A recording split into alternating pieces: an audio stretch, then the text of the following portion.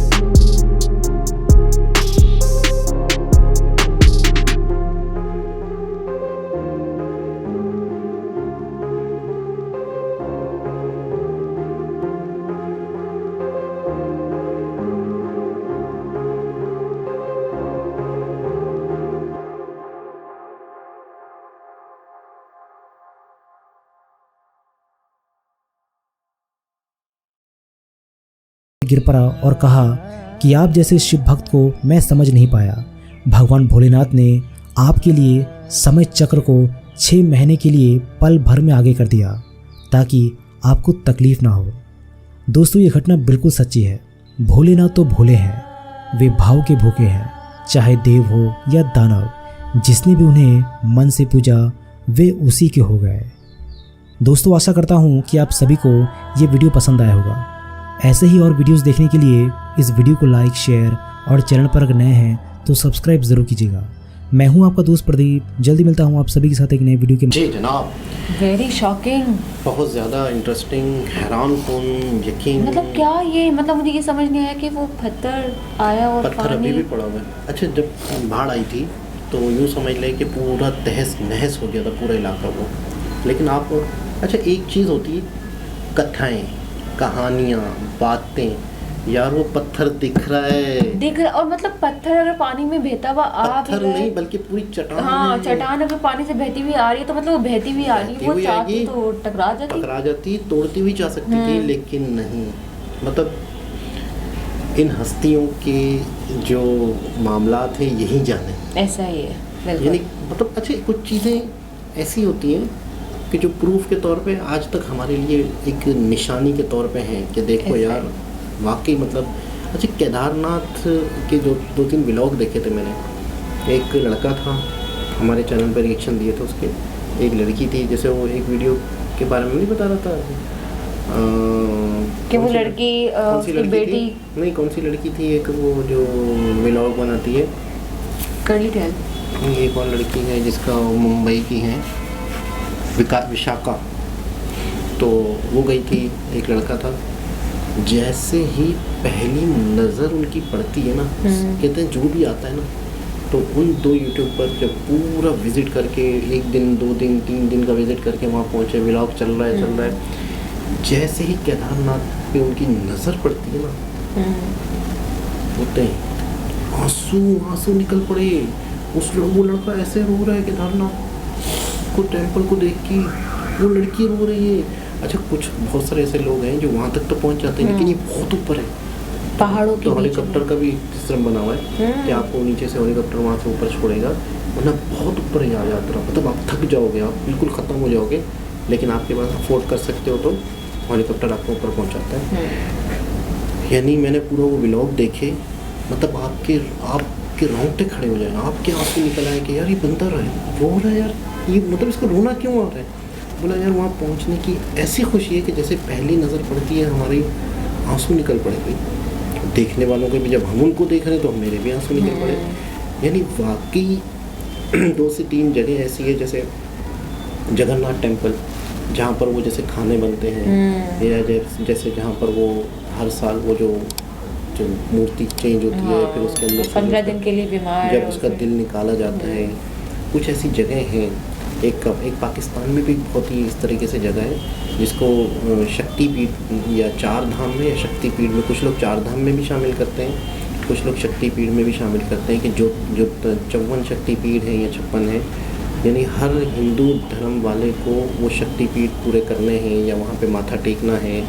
4 धाम में तो लाजमी टेकना है माथा। 4 धाम है, जैसे केदारनाथ है, जगन्नाथ है, शायद वो भी है मेरे ख्याल में, सोमनाथ टेम्पल भी है। कुछ ऐसे टेम्पल है, जैसे 4 टेम्पल में लाजमी, जैसे हम हाजिरी देनी। हाँ, जैसे हम लोग हैं कि हज करने जाएंगे तो मदीना भी जाएंगे, मक्का भी जाएंगे, तो सफ़ा मरवा भी जाएंगे, तो कुछ चीज़ें जगह ऐसी होती है ना। तो